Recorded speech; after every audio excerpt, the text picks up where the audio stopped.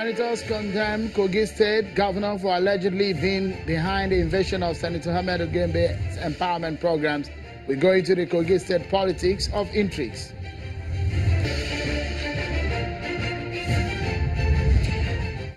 With Professor Jerry Ghana, Professor Tunde Adeniran, and other former PDP bigwigs now in the SDP, is the party the much talked about third first?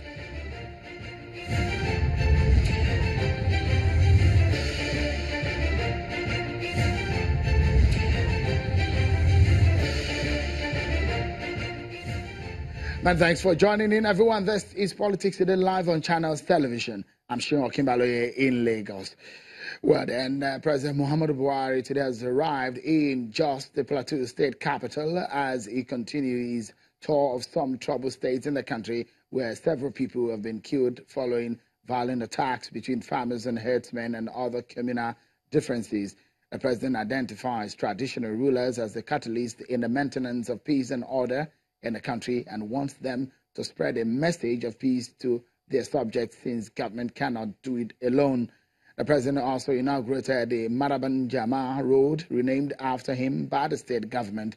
Earlier, the president had visited Taraba State and is expected to visit Benue, Yobe, Rivers, and Zamfara State in continuation of his tour of states ravaged by communal strife, mostly between herders and farming communities.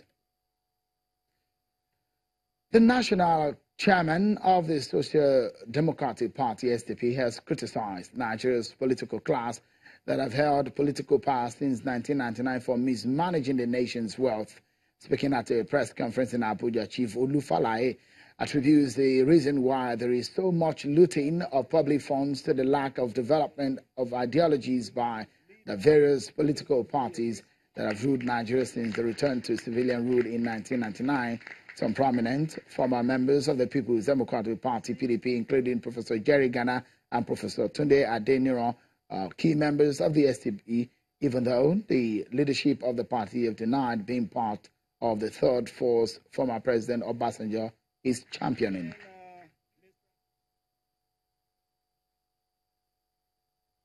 Well, let's listen to Professor Falae on what he has criticized past government and the issues of ideology in Nigeria's politics. Every serious-minded organization, government or private, has a plan. Individuals have their plans to guide their action. But today, Nigeria has abandoned planning. At first they say rolling plan.